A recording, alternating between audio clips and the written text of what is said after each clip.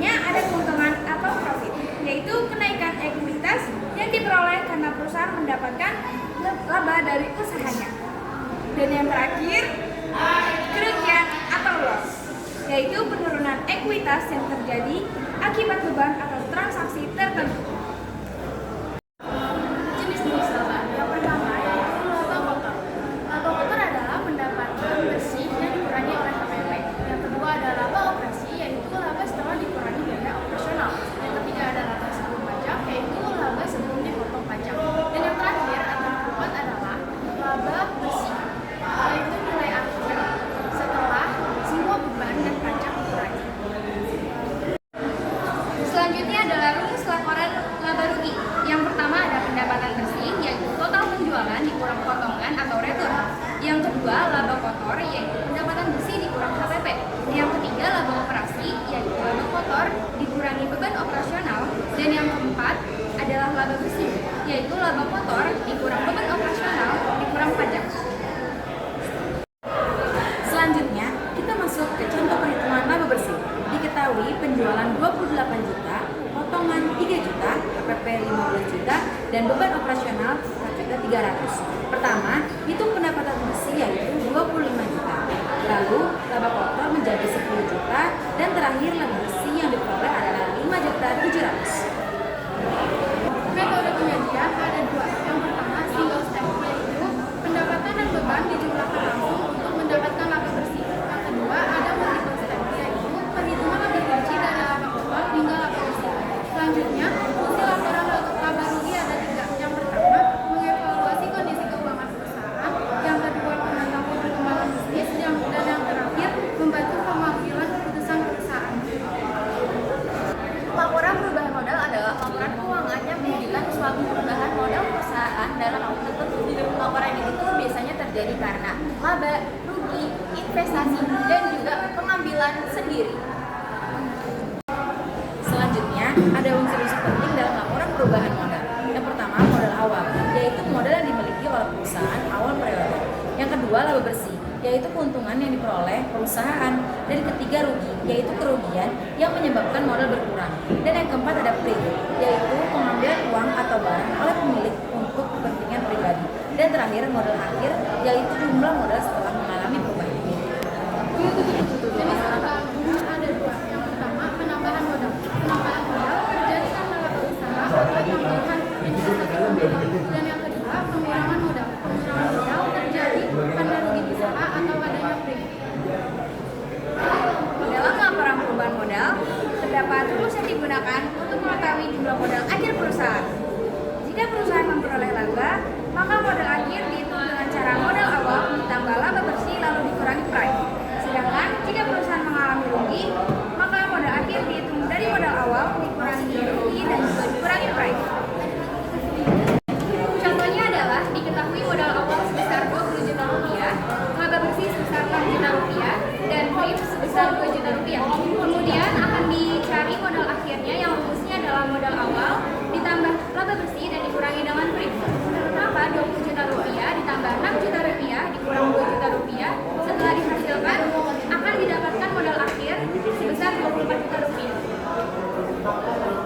Selanjutnya metode penyajian. Terdapat dua metode. Yang pertama dalam bentuk laporan, yaitu disusun secara rinci dari modal awal hingga modal akhir. Yang kedua dalam bentuk tabel, yaitu disusun dalam bentuk kolom agar lebih mudah dibaca. Selanjutnya fungsi laporan perubahan modal.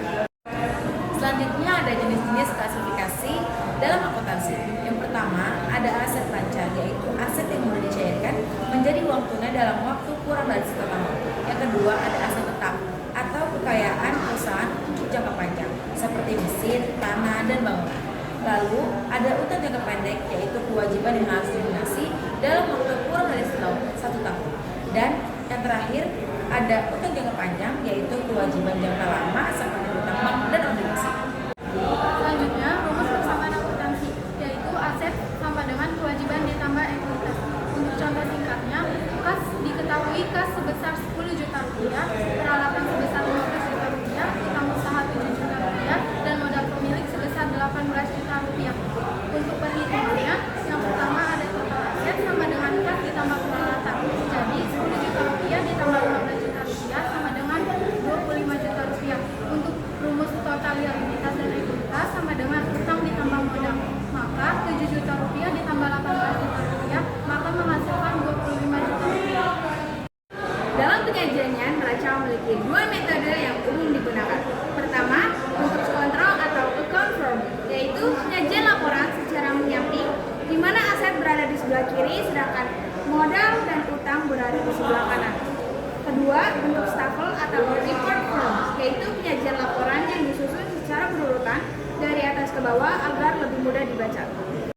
Selanjutnya, fungsi neraca. Yang pertama, menilai kemampuan perusahaan membayar kewajiban jangka pendek. Yang kedua, melihat proporsi utang terhadap modal perusahaan. Yang ketiga, menjadi dasar analisis bagi investor dan kreditor sebelum memberikan dana.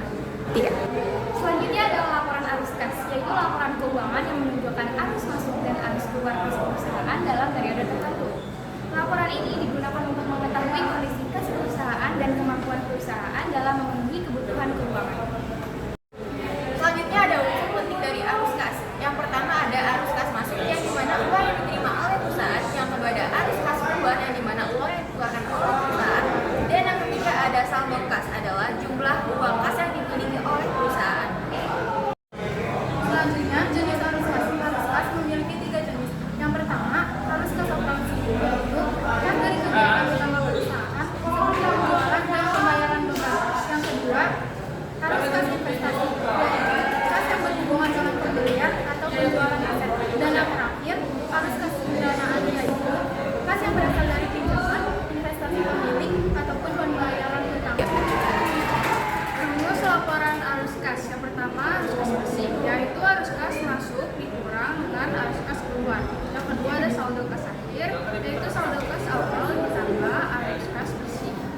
Contoh singkatnya, diketahui kas masuk sebesar 18 juta rupiah, kas keluar sebesar 11.500, saldo kas awal sebesar 4 juta rupiah. Nah, perhitungannya, pertama arus kas bersih, 18 juta rupiah dikurang 11.500, hasilnya 6.500. Dan yang kedua arus kas akhir, 4 juta ditambah 6.500, hasilnya 10.500 rupiah. Dalam laporan arus kas terdapat dua metode penyajian yang biasa digunakan. Pertama, metode langsung, yaitu metode yang mencatat secara langsung penerimaan atau pengeluaran kas perusahaan. Kedua, metode tidak langsung, yaitu metode yang disusun berdasarkan laba bersih, kemudian disesuaikan dengan transaksi non-kas. Fungsi laporan arus kas. Yang pertama, mengetahui kondisi kas perusahaan. Yang kedua, mengontrol pemasukan dan pengeluaran kas. Yang ketiga, membantu perusahaan dalam perencanaan keuangan.